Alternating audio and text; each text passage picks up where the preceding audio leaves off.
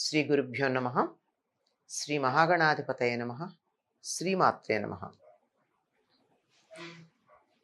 కార్తీక మాసం అనగానే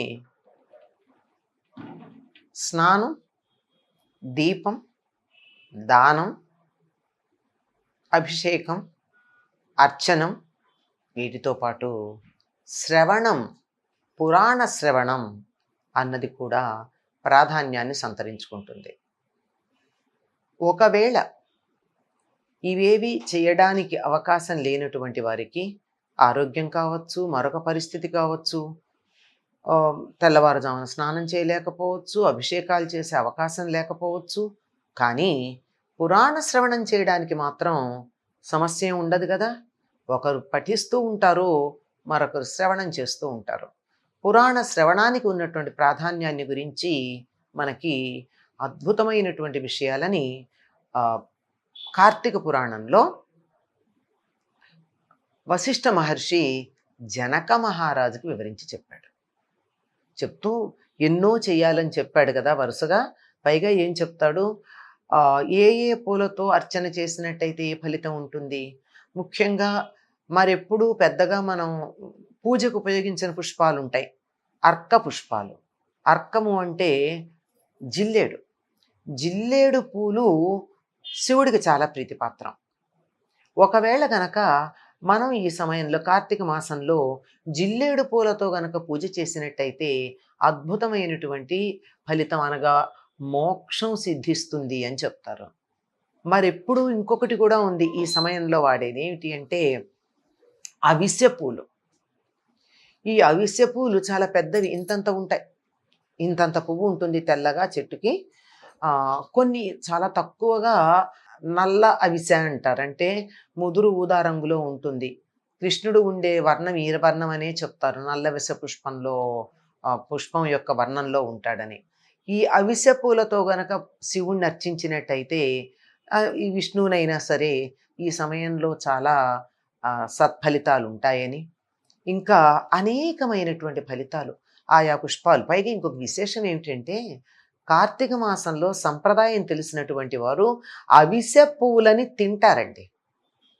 ఆయనకి పూజ చేయడమే కాకుండా దాన్ని పప్పులో కానీ కూర పచ్చడిగా చేసుకుని కానీ అవిసె పుష్పం తినడం కూడా చాలా ప్రధానంగా. అంటే ఈ మధ్యకాలంలో మనం ఈ అవిసె గింజలు ఫ్లాక్స్ సీడ్స్ అన్న పేరుతో అనేక రకాలైనటువంటి అనారోగ్యాలు తగ్గడానికి మంచిది అని వాడుతున్నారే, అది ఏమిటో మందులాగా వాడే బదులు ఒక సంప్రదాయంలో పెట్టి ఈ నెలలో మీరు అవిసె పువ్వులు దేవుడికి పూజించండి, తినండి అని ఎంత బాగా చెప్పారో చూడండి మనకి పెద్దవాళ్ళు. ఇలా అనేక పుష్పాలు, గరికతో కానీ మల్లెపూలతో కానీ, కొన్ని మల్లెలు దొరుకుతా లభ్యమవుతాయి. ఇలా వీటన్నిటితోనూ పూజించే ఫలాల గురించి చెప్పి ఈ సమయంలో దానం చేసినట్టయితే చెప్పలేనంతటి ఫలితం ఉంటుందిట. ఏ దానం? ఫలదానం. పళ్ళని ఎటువంటి దోషం లేనివంటే పుచ్చులు, పాడైనవి, కుళ్ళిపోయినవి కాకుండా చాలా తాజాగా ఉండేటటువంటి పళ్ళని దానం చేసినట్టయితే దానివల్ల చాలా ఫలితం ఉంటుంది అని చెప్పి కూడా చెప్పడం జరుగుతోంది. అందువల్ల ఇటువంటి సత్ఫలితాలని ఇచ్చే ఏవైతే ఉన్నాయో వీటన్నింటినీ కూడా మనం పొందడం అన్నది, ఐ రిపీట్, ఇటువంటి సత్ఫలితాలను ఇచ్చేవి ఏవైతే ఉన్నాయో అటువంటి పనులన్నీ చెయ్యాలి. ఇది శివ కేశవులిద్దరికీ ప్రీతిపాత్రమైనది అని చెప్పి చివరికి ఇంకొక మాట కూడా చెప్తాడు. ఎవరు? వశిష్ఠ మహర్షి జనక మహారాజుతో. అందరికీ ఇవి వీలవుతాయా? వీలు కావు కదా. వీలు కానటువంటి వారు ఇందులో కొద్ది వరకైనా చేస్తే సరిపోతుంది. కొద్ది అంటే ఈ నియమాలు పాటించేటటువంటి వారు స్నానం నెల రోజులు కార్తీక స్నానం చేయలేము అనుకుంటే కనీసం పూర్ణిమ, ఏకాదశి, ద్వాదశి, సోమవారాలు, ఇలా ఎవరికి వీలైనటువంటివి వాటి కనీసం ఈ రోజులన్నా చేసినట్టయితే ఫలితం ఉంటుంది. చూడండి, మహర్షులకి మన పెద్దలకి మానవుల మీద ఎంతటి దయో.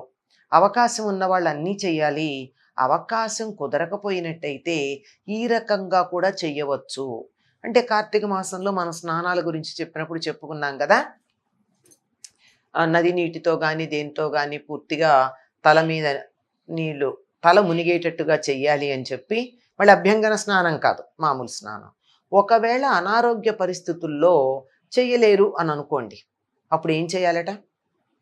కంఠ స్నానమైనా సరే గంగను తలుచుకుని గంగే గంగే గంగే అని నీళ్లల్లో చేయి పెట్టి అఘమర్షణ స్నానం చేస్తున్నాను, నాకున్నటువంటి పాపములు అనబడే మాలిన్యాలన్నీ పోగొట్టుకుంటున్నాను అని చెప్పి అఘమర్షణ స్నానం కంఠస్నానం వరకన్నా చేసినా మంచిది అని, ఇంకా అది సూర్యోదయం తర్వాత చేస్తే దానివల్ల పెద్ద ప్రయోజనం ఉండదు అని, కొంచెం పొద్దెక్కాక చేస్తే అది రాక్షస స్నానంగా పరిగణించబడుతుందని ఇవన్నీ చెప్తూ, ఇలా కాస్త వీలున్నా ఇవన్నీ చేస్తే ఫలితం ఉంటుంది.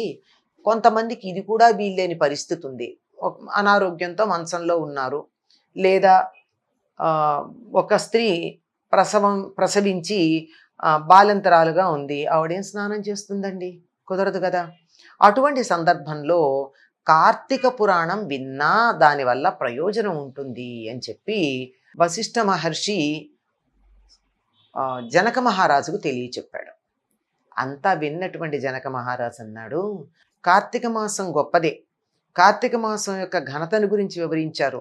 అతి స్వల్పమైనటువంటి ప్రయత్నం చేస్తే కూడా అత్యధికమైనటువంటి ఫలితం ఇస్తుందని కూడా చెప్పారు. కానీ మేము చదువుకున్నది ఏమిటి ఇప్పటి వరకు అంటే, ఏదైనా సరే మోక్షం పొందాలి అంటే యజ్ఞయాగాది క్రతువులు చెయ్యాలి, తపస్సులు చెయ్యాలి, ఎంతో దీక్షగా నియమనిష్టలతో ఉండాలి.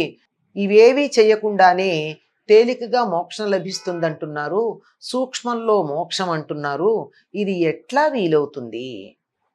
దీనికి అవకాశం ఏమిటి? ఎందుకు కుదురుతుంది అని చెప్పి జనక మహారాజు తెలుసుకోవాలన్న కోరిక ఉంది అని అడిగాడు.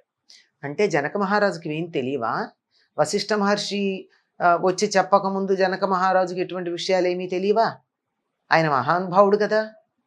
వారందరూ విదేహరాజులు, దేహాతీతంగా ప్రజలను పాలించేటటువంటి వారు. వారి రాజ్యంలో ఉన్నటువంటి ఒక సామాన్యుడైనటువంటి పౌరుడు కూడా మహా వేదాంతవేత్తగా పరిగణించబడుతూ ఉంటాడు.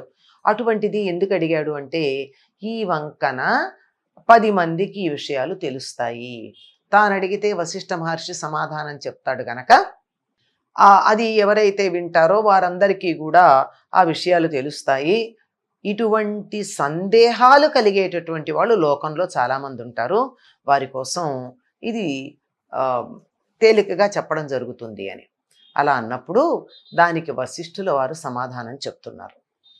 రాజా, ధర్మం వేరు, ధర్మ సూక్ష్మం వేరు.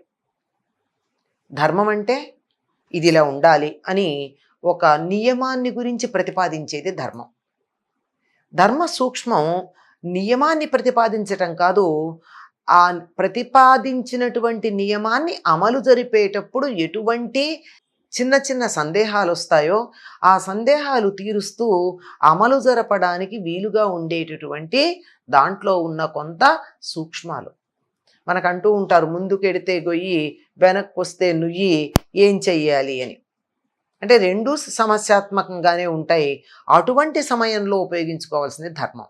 ధర్మమేమో అందరికీ సామాన్యంగా వర్తించేటటువంటి అంశం అయితే, దానిని అమలు జరిపేటప్పుడు వ్యక్తిగతంగా చేయవలసినటువంటి అమలు జరిపేటప్పుడు వ్యక్తిగతంగా పాటించవలసినటువంటి మెలకువ ధర్మ సూక్ష్మం. అటువంటి ధర్మ సూక్ష్మం నీకు తెలియాలి. అదేమిటి అంటే, దేశ కాల యోగ్యత అన్నవి 3 కలిసి వచ్చినప్పుడు ఇటువంటి సమస్యలు ఉండవు. ఈ 3 కలిసి రావడానికి ఆ సరైనటువంటి పరిస్థితి ఉండాలి. దేశం అంటే అది ఆ సంఘటన జరగడానికి సరైనటువంటి ప్రదేశం. అంటే వాతావరణము, ప్రదేశము కూడా మనకి కొన్ని రకాలైనటువంటి ప్రభావాన్ని చూపిస్తాయి.